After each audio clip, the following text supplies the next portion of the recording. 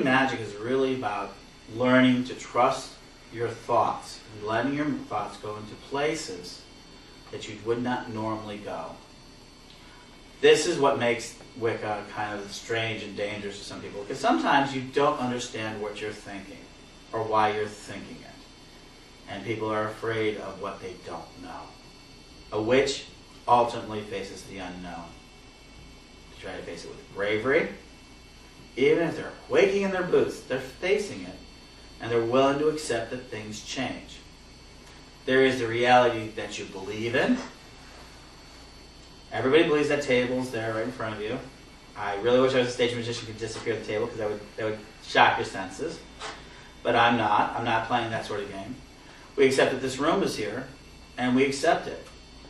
What if I told you that I do not believe there's any dark blue or blue in this room? There isn't. For me, trust me, there is no color blue in this room for me. How many people here see blue? Okay. A lot of you do. I see a lot of green in this room. I see a lot of reds. I see that. Already, there's a perception difference between me and you. And I'll tell you what it is. It's a scientific term. I'm colorblind. I have a really hard time seeing blues. I see them as greens. Doesn't matter what it is. And I see things with tinges of green. I have a real hard time seeing between blues and greens. My perception of reality, then, is already different than your perceptions of reality for those who can see blue. There are dozens of little bit. People who wear glasses, they take off their glasses, perceive the world differently than those who can have 20/20 vision. Everybody perceives the world differently. It's just only a little tiny bit.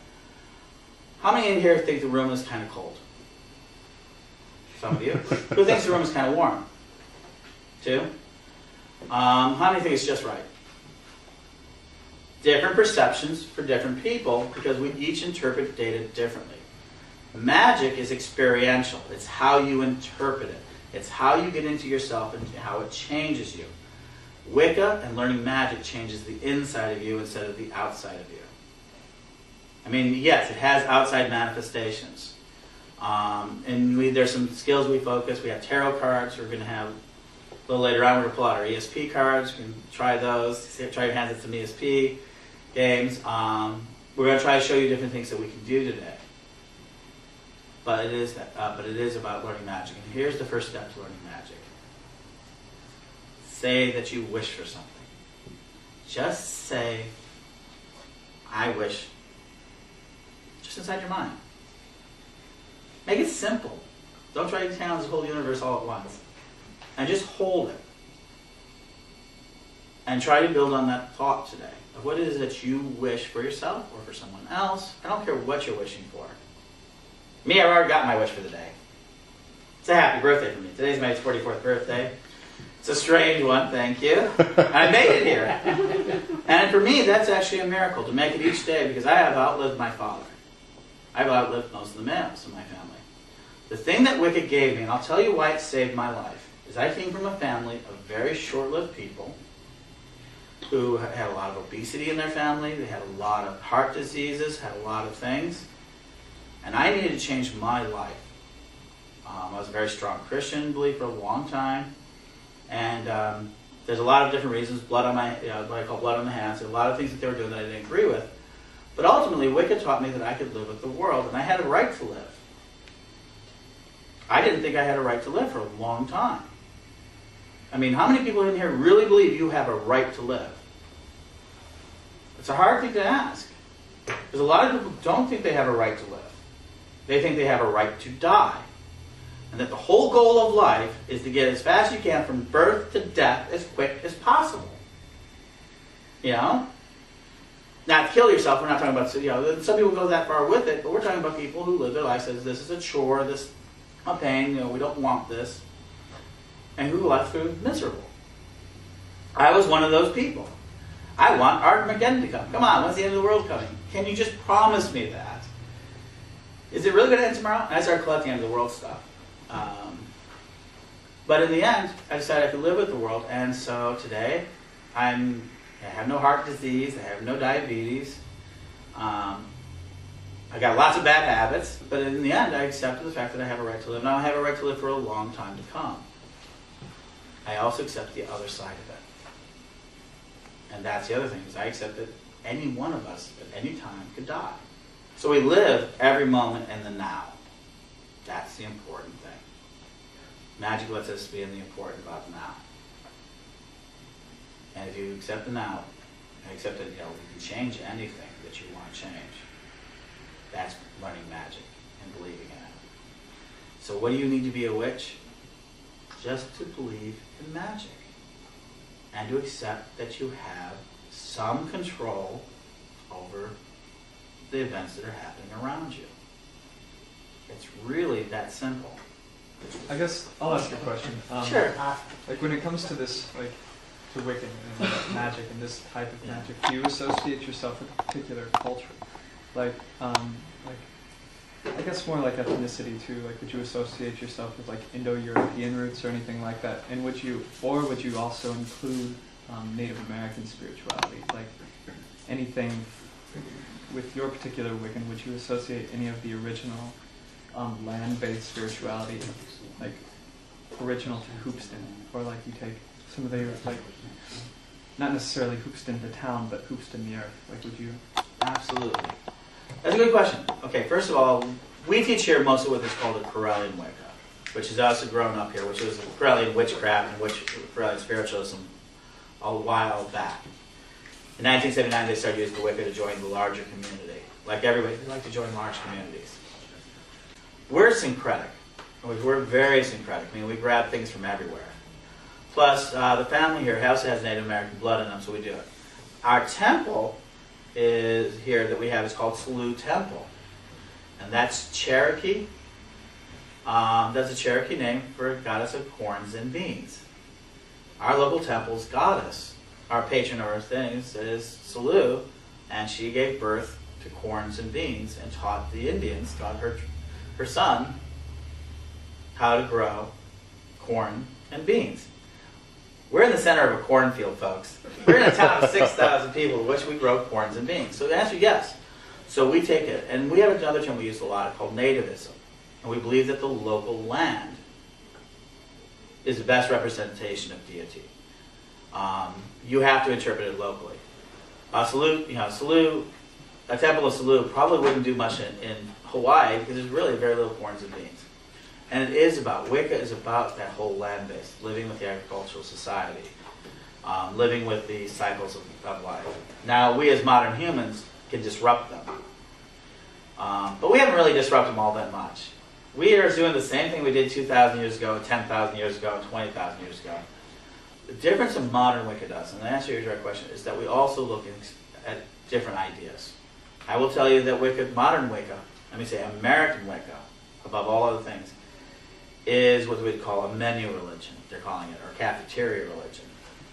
I hate to use that sort of term, but it's almost derogatory, but it means people can pick and choose their particular practices. And the only thing that really keeps us a common community, and just barely, and let me tell you, Wicca is not a monolithic community by far. It is a cantankerous, quarrelsome, raging community that has so many different ideas that go from spot to spot in so many different groups. And they do not all get along. We are not, I'm going to kid you and think that we even remotely all get along. We're kind of in the middle. Wicca of the past is Wicca that's basically come out of Europe. Wicca of the future is a very different religion. It's become very syncretic, it's grabbing everything, and it's starting to sift through the world of religions. It's changing. Really changing. I'm seeing a lot more people practicing old voodoo practice. I see people doing Santeurian practices. I see people trying to do Asian practice, Shintos. We have a Japanese group which is kind of merging our thoughts and Shinto thoughts. Probably the most miraculous thing in my life is that 6 years ago when I started witch school online, is that nobody really believed it was going to work. I accepted it was going to work. I got a couple of people, exactly 2 people to help me work on it and believe in it. Exactly 2 people, and we built the system, and today it represents over 100 groups, and groups are in like 16 countries, and we have students all over the world in like 73 countries online. We communicate with them. That may not seem miraculous to people, but just to think that just 10 years ago that would have been impossible for us to do with our resources. Today, we've got a system that can teach it. And all these people believe in magic, or are trying to believe in magic the same way that you do.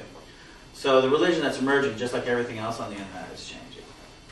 So we're in the middle of this grand experiment of moving to Hoopeston. Believe me, this was not the first place I chose. Let me let you know, this place hit me like the side of a brick on the side of the head.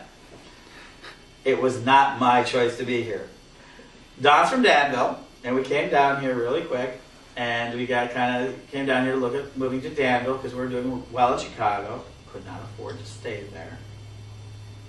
We just weren't that big a company, we didn't have, it was that sort of thing. And we came in here and we saw a building on the edge of in the middle of town. We went to go buy it.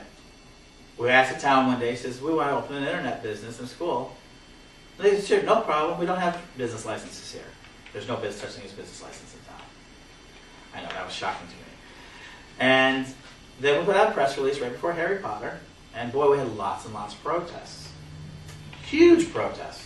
It made national news. And then something really miraculous happened. The police chief asked Don and some of our other people to come back. Now at this point, I thought this thing was over with. I wouldn't come back here if you paid me. And they came back, and what it was, just as the protests were just as bad, were horrid. I mean, just horrible. I mean, it was something I never faced a real mob before. And we survived it intact. They faced a mob too, of well-wishers, people who wanted them to come back. I would never have believed it.